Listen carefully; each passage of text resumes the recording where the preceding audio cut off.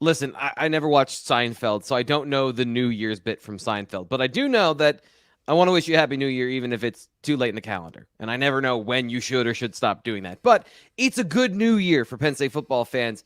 We are still basking in the afterglow of a decisive win over the Utah Utes in the Rose Bowl for the Nittany Lions. And today on the BWI Daily Edition, we're going to recap that from field level. Ryan Snyder was on the field. He was taking in the sights, sounds, and the rain. So we're going to be talking to him about what he saw pregame, postgame, and getting some thoughts, on what happened on the field. I'll be giving you some of my film analysis, as you can check that out, bluewhiteillustrated.com, for the full T-Frank's film room on the offense. All that talking about a win. How about that? Here on the BWI Daily Edition.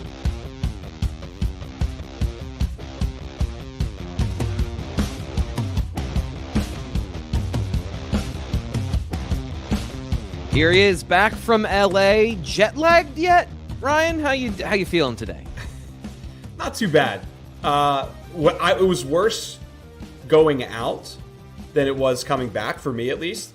You can ask Greg Pickle. I woke up at like 4:30 the first day there, and he wasn't a big fan of that. I just went to the gym to try and let him sleep, so at least I got my workout in early. But now it was worse going out there for some reason for me than coming back. So I have two little ones. My wife's done everything for a week, so there was no way I wasn't getting up early and getting them to preschool today. So. But now I feel good, man. It was a good trip. Excited to be back and get back in our normal rhythm. It's a fun experience, and we'll get into that today. Yeah, getting adjusted to the Western time zones whenever I go to visit the family in Utah, in Salt Lake, it's always like you wake up way too early and you're sitting there, everyone's talking, you're falling asleep on the couch. You just Yes. you can't find a way to keep I can't find a way to keep myself up or not get up early, like you said.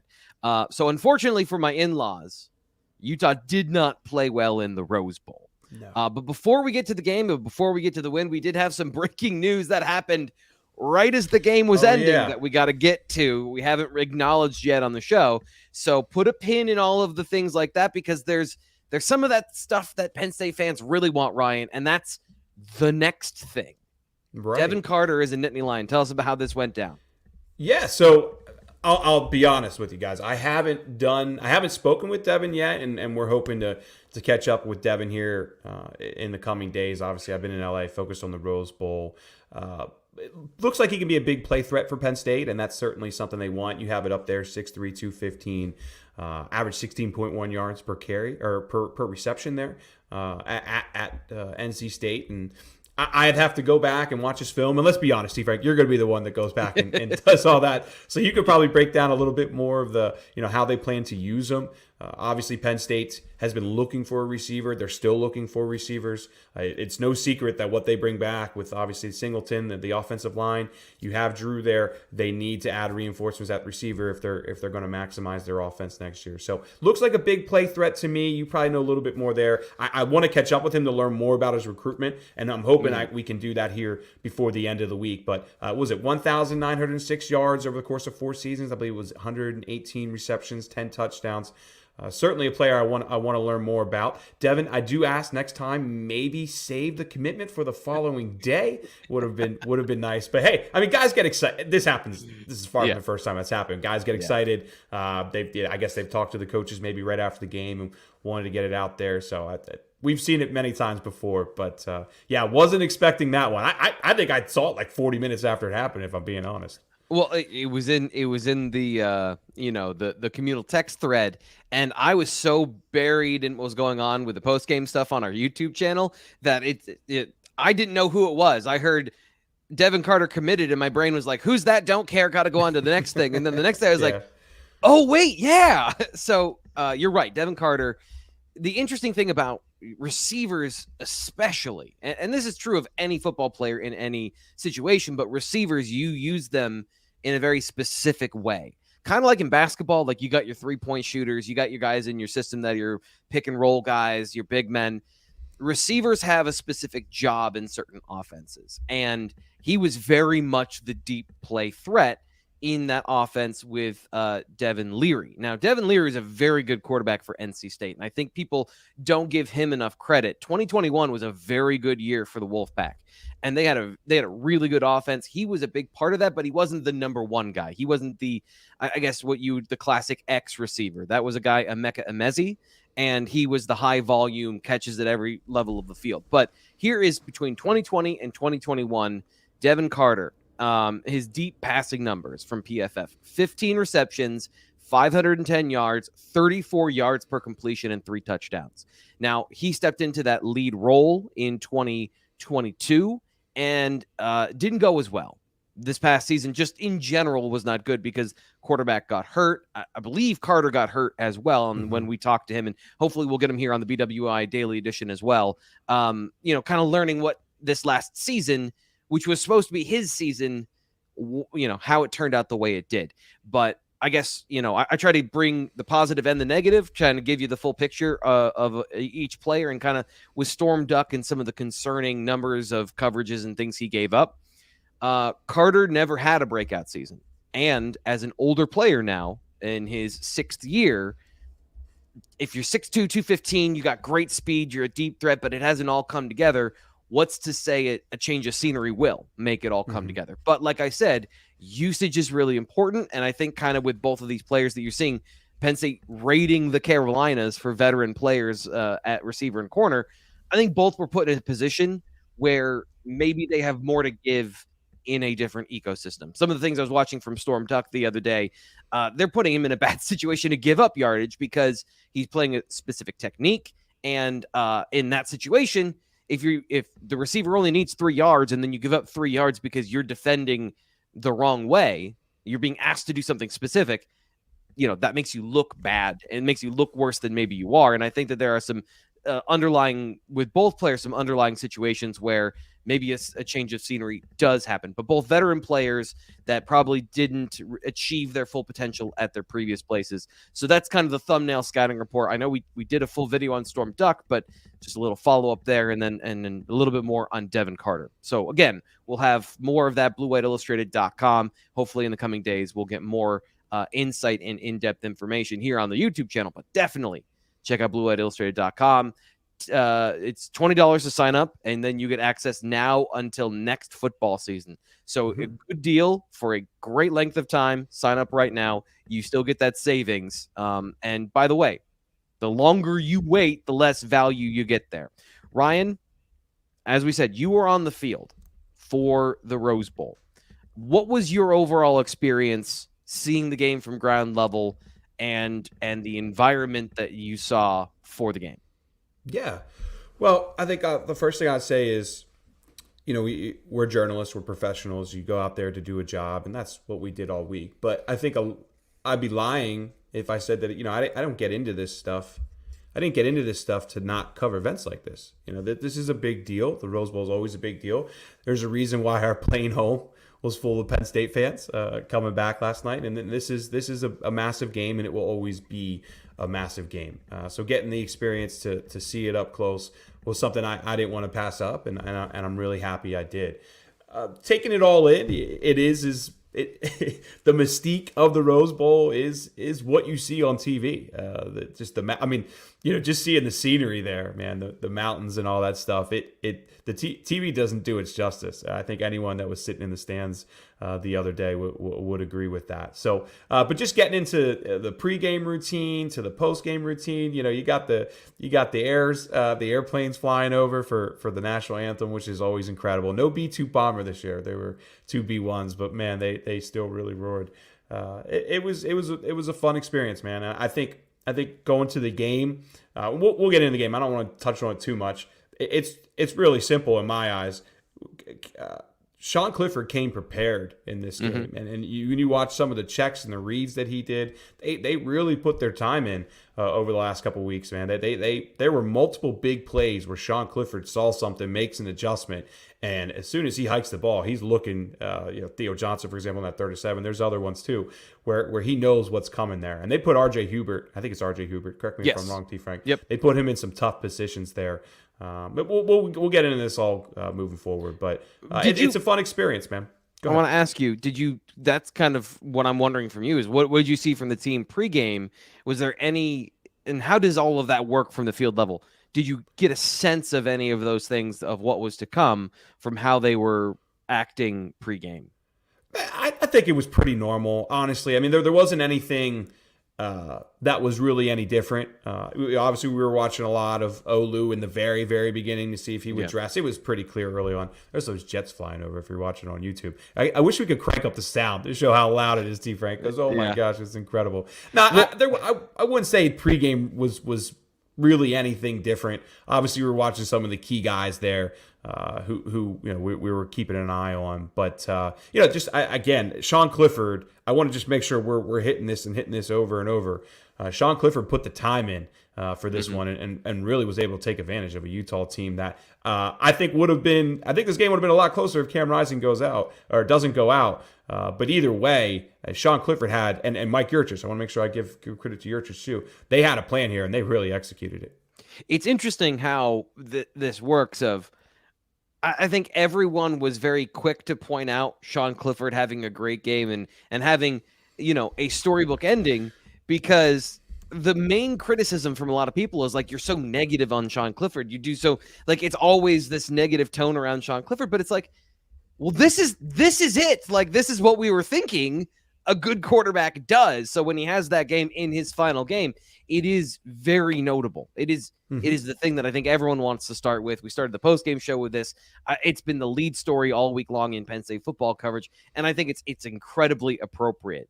Another thing I want to touch on. One thing, actually, let me cut you off real quick, because one thing I did forget to bring up when we were talking pregame is the Franco Harris honoring Franco. I was just about to ask you about that. Yeah, everybody coming off the bus, donning those 34 jerseys was a really good touch. They had a decal on their helmet as well.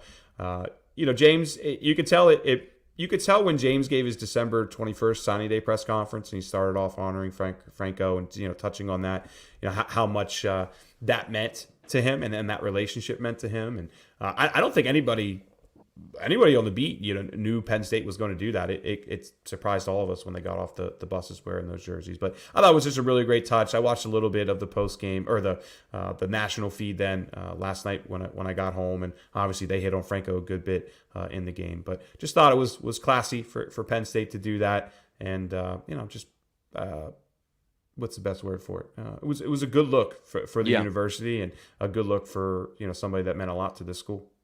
And I know it's been kind of an undercurrent with James Franklin, and obviously having Joe Paterno here for so long and having kind of the same structure in place for so long, that has been something that has been a talking point of kind of bridging that gap between the legacy players at Penn State and the current people that have been here now for 9 years. And I think, as you point out, this was an important moment, not just because James Franklin and the sincerity and the nice gesture of the moment, but also this is another example of trying to bring two worlds together for Penn State football. For sure. Yeah, I don't have much else to add to it. I totally agree with all of that, and I just thought it was a good look for Penn State, and I think a lot of fans, as you said, on both sides, the younger fans, older fans, they really liked it as well. I had a lot of people talking to me about that on the airplane home yesterday, things like that. So I want to get to kind of your experience on the field. Sideline reporter sort of situation. What can you see and hear when you're down there, and what sort of interesting things did you pick up, if anything? Yeah, I stayed on the Utah sideline. It just was a little less crowded. And so let's be honest, I'm not a photographer or anything like that, but obviously we brought our camera down there, got photos and videos and things like that. I enjoyed being on the Utah sideline, hearing their thoughts on Penn State and the things that they could take advantage of. And they certainly saw some gaps and different things that they were trying to get Cam Rising to take advantage of, and he did late in the first quarter there, into the second, really in the second quarter for the most part. I enjoyed just hearing their side and their thoughts on Penn State, and really it was a lot of X's and O's talk that obviously I don't know their schemes and different things like that, so I can't break them all down for you. But I did enjoy being on Utah's sideline and just kind of seeing their thoughts on things. When I did make it over Penn State sideline, there was a lot of alumni there, a lot of notable people. I'm sure fans saw LeVar was on TV. Michael Motti was there. Brandon Short, I don't believe was on the sideline, but I did run into Brandon Short as well. Who else? Jesse Laquetta was there. A few others. So there was a good support system, as far as alumni and things like that. But it was just a cool experience for me. I've never been sideline, and again, I'm a photographer, professional. I don't want to come off as if I was a fanboy on the sideline, but I've never watched a game from that perspective. Yeah, it certainly is harder to break down the game when you're from a sideline. I understand why most coordinators go up in the booth now, because I missed some things, but one thing I really did kind of get to see is, and you can hear it a little bit better, is different checks and things like that Clifford was making. I know I mentioned to you that 3rd and 7 in the first quarter, when he gets Theo Johnson on a seam route, it sets up that first touchdown. I was fairly close enough to kind of just hear, the way Clifford was aligning his guys and things like that. It was just interesting to me. Something about that somebody asked me in the postgame show, but because I'm not down there and I don't hear these things, you only get that, you only get a one-sided view, even if it's a better angle of the formations. How much of that is Clifford, and how much of that is coming from the sideline? And can you tell from what you saw? That play specifically looked like Clifford. I didn't see. Okay. I mean, he was looking over and stuff, and I didn't see the staff making checks. Maybe they did, but I want to give Clifford a lot of credit. It wasn't the full stop where he looks over and then he goes, right? So that's kind of the way it looked like on film, on TV. It looked like a situation to me where it was kind of I don't know if it was one of those scenarios where you have two plays, right, and you kind of see how they align. That may have been it, but I think Clifford just saw something with R.J. Hubert there, and because as soon as he snaps the ball, he's looking at Theo the whole time, and Theo's running, right at those safeties there. So I want to give Clifford a lot of credit, and there's a couple plays here that were really big momentum plays at key times too, and they weren't always Clifford making those adjustments, but. He looked like he just really did his film study. Do you want to get into that now? I still have some whatever you want to talk about, kind of the view, but I mean, I'm here for you, T-Frank. It's hard not to talk about this particular part because it was such a big portion of the game. And if you want to check out the full breakdown, BlueWhiteIllustrated.com, I show you the formations. You can see the 3rd and 7 that Ryan's talking about with Theo Johnson up the seam. One of the things I was most surprised by was coming into this game. One of the things I talked about probably and highlighted the most was the use of cover 0, aggressive all-out blitzes, no safeties. And Utah led the nation in coverage plays with cover 0. Now, it's game plan specific. So in some games, they didn't use any, but in some games, they used it a lot. Given Penn State's offensive line situation, not having Fashanu, excuse me. I'm never going to be able to adjust. I always say Fashanu. You're good. You're good. You get that from me. That's me doing that. Go ahead. The other thing is, Sean Clifford under pressure. Historically, you look at the way he's played under pressure. Now, he did play well against cover 0 this year without making any really bad decisions, but it wasn't always a success. Sometimes they missed plays. Sometimes there were throwaways. Sometimes there were bad throws that just led to incompletions. They ran cover 0 once against, on a passing play.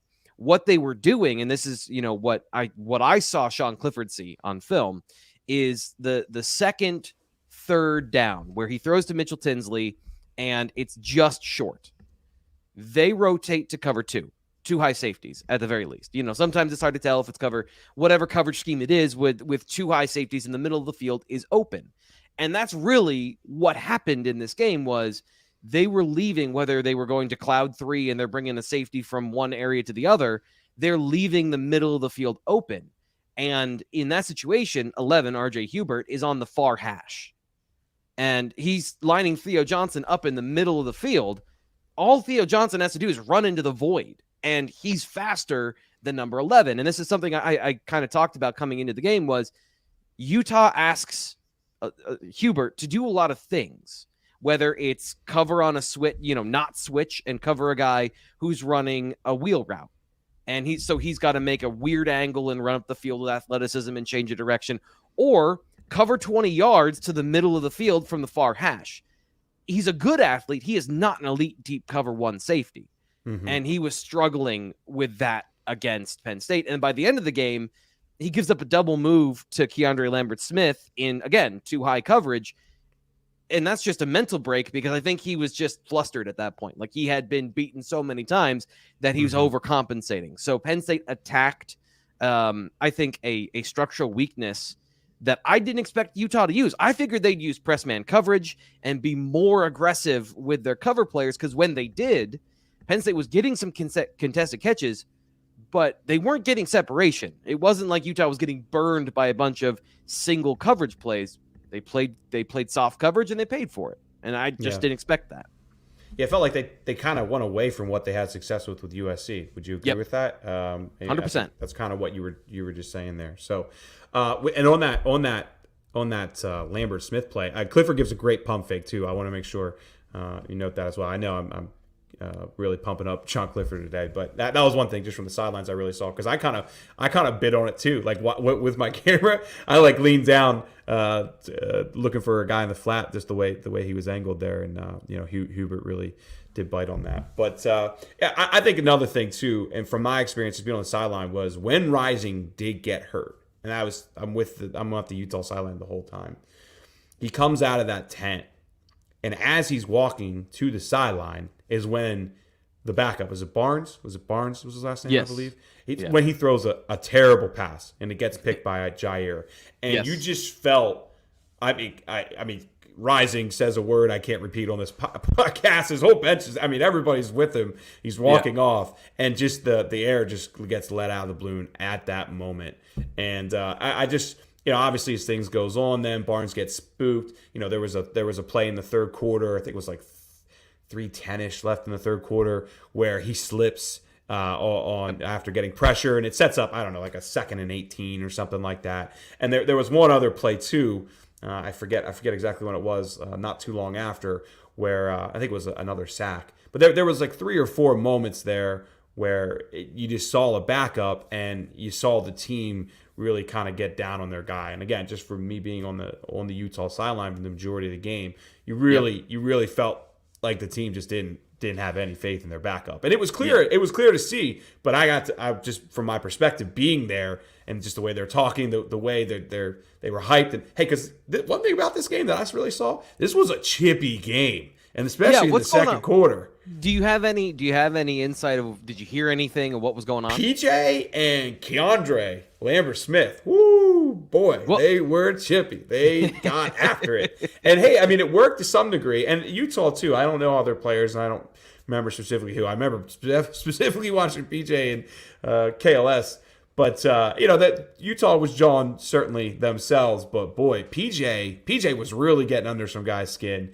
And Keandre, especially because, Keandre kept coming to the sideline, so I'm 10 feet away from him. And I can't remember too many times where he was not jawing at that cornerback. And, hey, credit to him, man. He came to play, and he made some big plays, and he certainly backed it up. Timeout. Was there a moment with Solomon Enos? Yes. I saw it on what was that? I saw it kind of live, and then I saw it on the TV broadcast. What was that? Do you know? So Enos comes over to the Penn State bench to get something. And on TV, they thought it was his mouthpiece, but it wasn't. It wasn't. It was a towel, maybe. And so it was strange that he came over to get his towel. Like, you have 1,000 towels on the sideline, right? But he came over to get his towel, and Dre picks it up and throws it, behind the bench. And it was like, is that really necessary? Is that worth it? It's right, exactly. Gamesmanship. Yeah. But it wasn't like he threw his mouthpiece into the stands. It was just a towel from what we just thought it was Enos. Just the fact that it's Curtis's son, and Penn State recruited him hard. And I just saw it kind of out of the corner of my eye. And then when I was watching the replay last night, I was like, oh, yeah, I forgot about that. Just was curious. I'd love to know more about really what transpired there. And when it was, too. Obviously, it was in between plays. But I didn't know if there was any... I think. It was the second quarter. Yeah, it was. I just... they only showed the replay. Like, when was it? Was it right after the play? Was it when they were doing their signals? Or because everybody at Penn State's bench was clearly, get the hell out of here. But you could see their reaction at the time. I just saw Keandre throw something on the sideline. I was like, what just happened here? And that was all. And I saw Enos walk away. But anyway, I do think it was a really chippy game, really chirpy game. They especially in that second quarter. And then obviously when Rising goes out, though, it's. Man, you really just felt the Utah bench just kind of really get down on themselves. I want to point this out because this is something, and I think that PFF has done their post-game checks because the number of pressures looks more accurate now.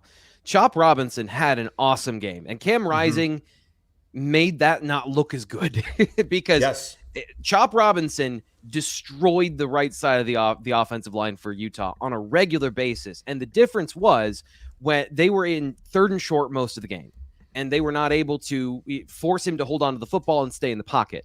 But Chop Robinson had 8 pressures in that game. That's a ton. You're getting close to double digits. He has an elite pass rushing grade from PFF, 91.5. Like, even if you don't care about the PFF metrics, go back and just watch Chop Robinson get immediate win after immediate win after immediate win, and rising, leaving the game. It's not just the passing. It's not just but him extending plays, getting out of trouble. He's got and I hate always comparing this, a Josh Allen-like ability to escape the pocket and then not go down, like not slide. That's the bad part, is he's not 6'5", 230.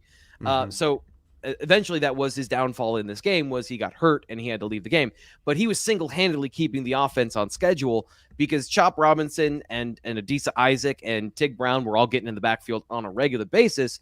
And in that 3rd quarter and then into the 4th, without him there, you could see the difference in the backup quarterback wasn't even the passing part. It was just keeping the offense moving and keeping the yardage in a manageable down and distance. So I thought that was a huge blow to anytime you lose your quarterback, but that particular skill he had was what they were relying on in this game, and what they've relied on all season, by the way, to keep the offense moving, because he made up a lot of ground for the tackles and some of the players that aren't as good in pass protection as they seemed.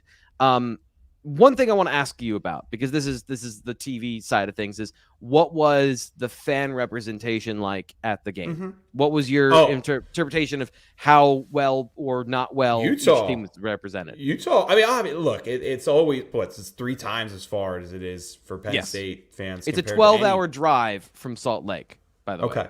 Yeah, I would say it's about 70-30 Utah fans. I mean, there was certainly a point where let's say late first quarter, when the game really started to get going, late first quarter into the second quarter, where Utah's fans made it more of a home game, if anything, for Utah. Penn State certainly traveled well. The one thing, everybody was asked to wear white. There was rain, so there's an area where you could clearly see the white, you can clearly see all the dark red, and then there's another area there where it's really kind of a big mixture of Penn State and Utah fans. And when you're looking down on the blimp view, I think there were more Penn State fans there than you realized in this one quarter of the stadium. But no doubt about it, I mean, Utah had the majority of the fans there, and their fans were great too. Again, I didn't get the tailgate with them or anything like that, but I had a lot of Penn State fans on the flight home, speaking really highly of just their knowledge of the game, how much fun they were to tailgate. There were a lot of people who seemed to really enjoy their time with Utah fans. The one thing I had, the guy sitting next to me on the plane home was like, hey, not only did we really enjoy hanging out with the Utah fans, but all the Utah fans told us that they hated hanging out with Ohio State fans last year. And I don't know if that was just a mutual, admiring each other from that perspective. But I just thought it was funny from the one guy sitting next to me on the plane yesterday. But certainly Utah had the vast majority of the fans there, and they made it loud and noticeable throughout the game. They also did their moment of loudness too, which I thought was really cool for their 2 players. At the time, I didn't know exactly what was going on. They dimmed the lights in the stadium and stuff like that. But it was a really classy gesture on their behalf. And I thought Penn State fans were great too. They lit up their phones and seemed participated. To really. I thought that was a really cool moment for both fan bases. I was actually where I was at the time. I was sitting I was just standing on the side, and there was a handful of Penn State fans with Utah fans there, and the Utah fans were explaining what the moment of loudness is, and the Penn State fans were really like, once they got it, they were like, oh, this is a great moment, and I thought it was a really, really cool scene for both fan bases. But from everything I've heard, I'm sure there were some drunk idiots out there who didn't quite enjoy hanging out with the Utah fans, but from the reactions I've gotten from most people, it seemed like it was a good time tailgating with both parties.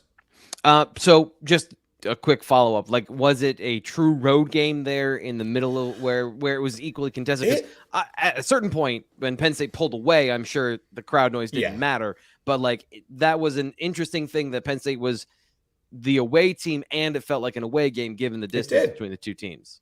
It certainly did. I mean, that second quarter was loud. Once Penn State kept driving there to try and make momentum, and they went up 7-0, then 14-7. Utah's fans certainly got in. I would say I don't know if I call it a true road game just because of Ohio State and Michigan, and you look at the impact of what you hear from some of those road game environments. But Utah, certainly their fans came ready to put on a show, and they did. Give them credit. And that does, so the reason I'm doubling down is because it has a direct impact on your silent count. It has an impact on pass rush, like all these things that Penn State could put Penn State at a disadvantage. Another thing they had to overcome in this game, which makes the way they played pretty impressive. Any other moments that stood out to you? Any other things? We talked about Cam Rising's injury, Sean Clifford, some defining moments. Is there anything else that stood out to you as from the field, a really defining moment that maybe shifted the chemistry on the sidelines? Well, certainly once Keandre Lambert-Smith gets that long throw, the game was over. I felt like, I mean, just again being on that sideline, it was Rising walking off the field, being next to his teammates when that interception happens in the third quarter there, and it just everybody just, I mean, half the team just kind of threw their hats and was like, we're in trouble, and then. KLS, Keandre, of course, gets that 87-yard touchdown pass, and just being on the sideline, it was everybody just kind of knew that they were in trouble then. But I mean, those were probably the main two things really that were defining moments. Yeah, I would say there was one or two. Well, the Nick Singleton run as well. That goes back to R.J. Hubert. He really clearly made a big mistake there. That was he was an important player for Utah this year from what I saw, and he really did not have a good game. But one other thing I'd say, this isn't a really defining moment, but I did what I expected offensive line, defensive line matchups. Utah was the more physical team. I mean, there was a point in that game where I thought at least where they were giving Penn State's offensive line some troubles. What did you see there? Well, it was. You disagree? It was back and forth, okay. But yes. So they it is tenacity because I don't know that they're all to the level of physicality, like overwhelming dominant strength. Number 77 was a huge problem. Like he was a huge problem for Penn State. But on the whole, I think you're right. The aggression and the way they played. The thing that I would say was the bigger problem was on offense. The way that Jaquindon Jackson especially was running, guys were literally bouncing off of him. Like there were a couple times Tyler Elson tried to wrap him up, and he just ping-ponged off of him. And that bringing that level of aggression and running style was an issue for Penn State.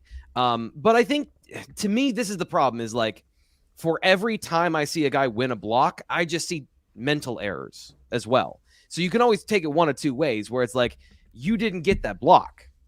Well, the other guy prevented you from getting it, but you also have the ability to get it. You didn't execute your assignment. You didn't get your head on the right side, whatever it may be. You can always look at it as you made a tactical error as well, and not the guy. There weren't as many times that I saw that dude blew up another guy.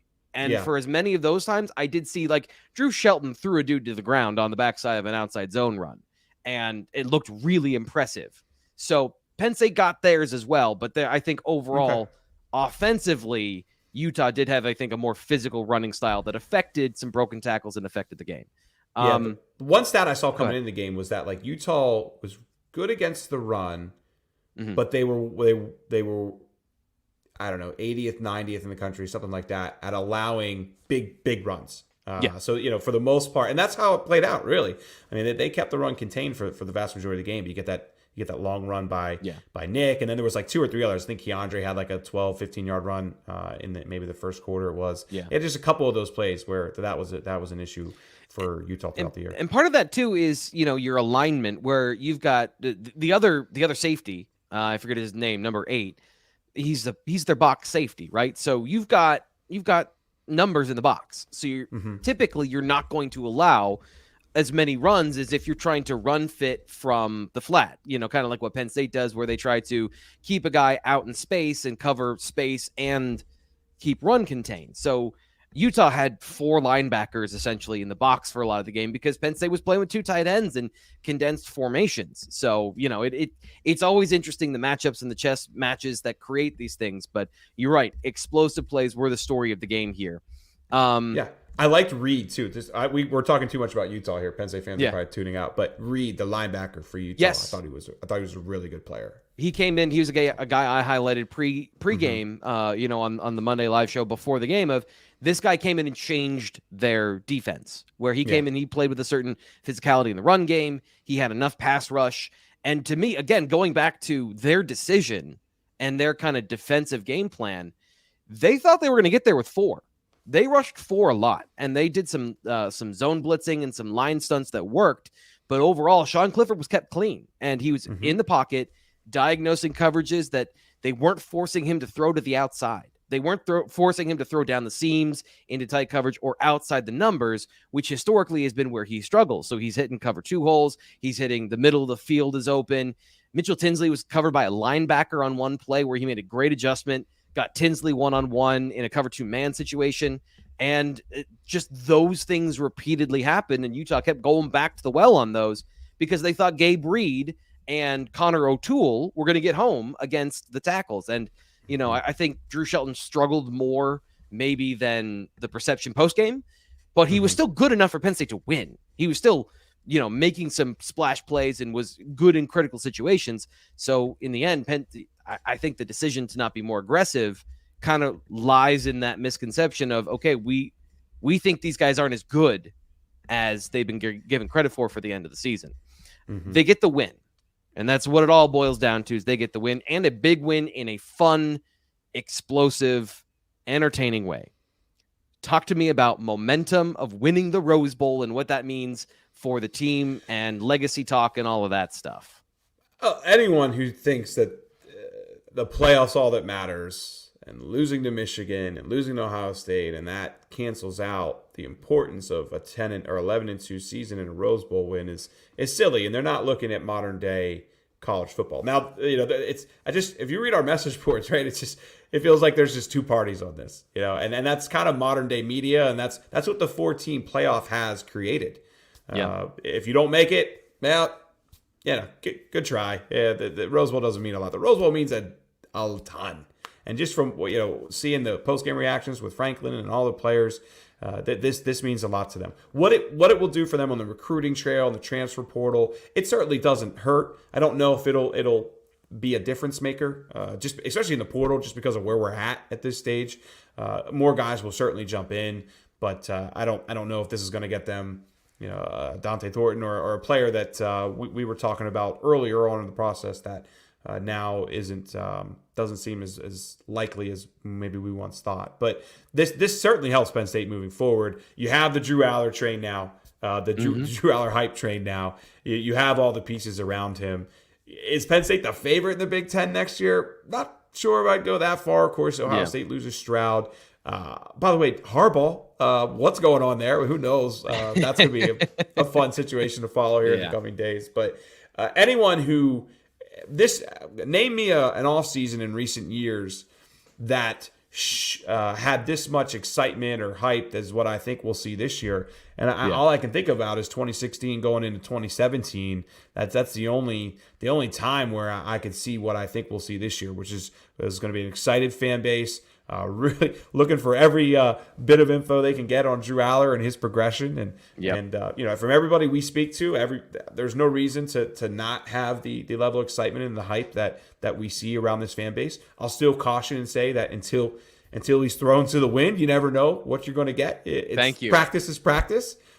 We got to see it first. So let's not go crazy here. But I was the wet blanket on the Monday live show. So thank you for saying that. You got to just see it first, and I understand that. But I mean, everybody.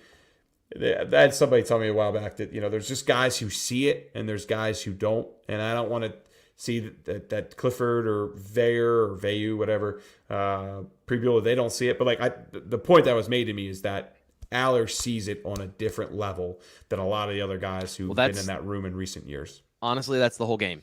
To me, like your ability to see and then process that information. That's what seeing is, like, not just knowing the information, but seeing it in real time. And if that's the feedback, then yes, like the path has been laid and getting the pieces around him is the next step. We already talked, they already got one apparently in Devin Carter. So, getting the other pieces on defense, especially, can't overlook some of those as well. That Penn State, I think, still has an issue at defensive tackle. They really want to they add there. really need to address that. And after the game, I think, whatever happens with Kobe King and his development, middle linebacker, that discussion needs to happen again this year. So kind of up the middle on defense. I thought Kobe played a good game. Sorry to cut you off there. Yeah. I thought Kobe played one of his better games there. I mean, Tyler Elson's...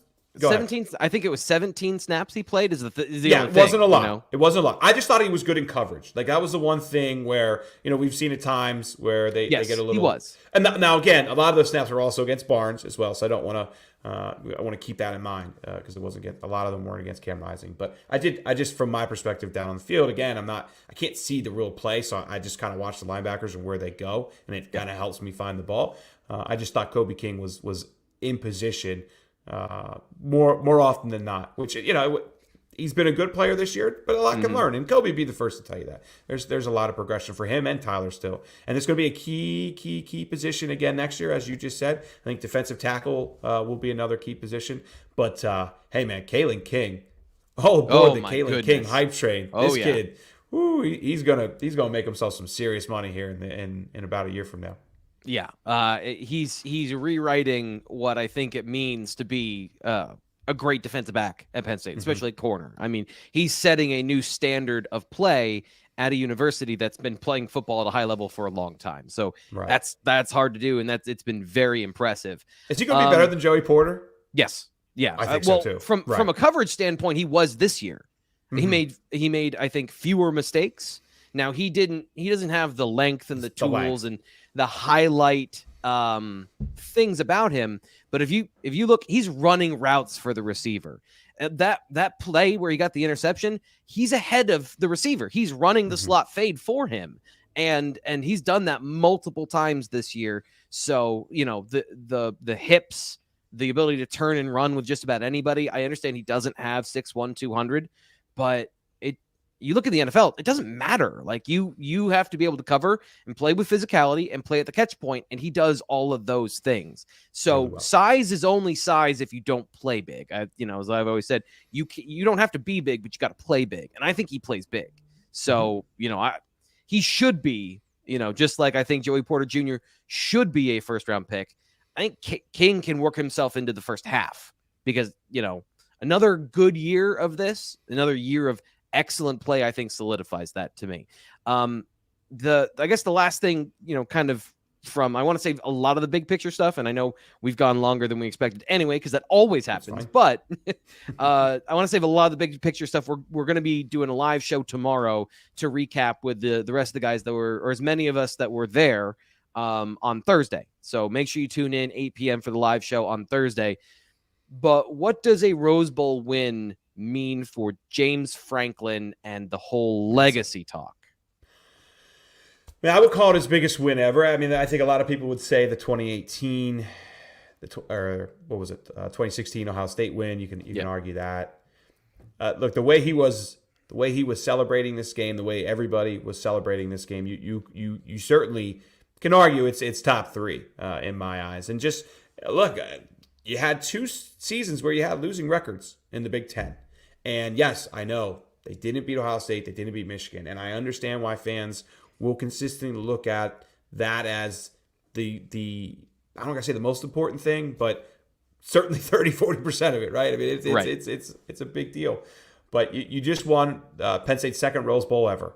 Only you got there and whatever. The last time they won, I was 4. You were 8, 6. Right. Yeah. Right. Yeah. I was a baby. I don't know I think I was 6 at the time. But this is huge for him. You had 2 years. You had that contract extension. You had some people doubting him. I mean, just go read our message boards. That's all.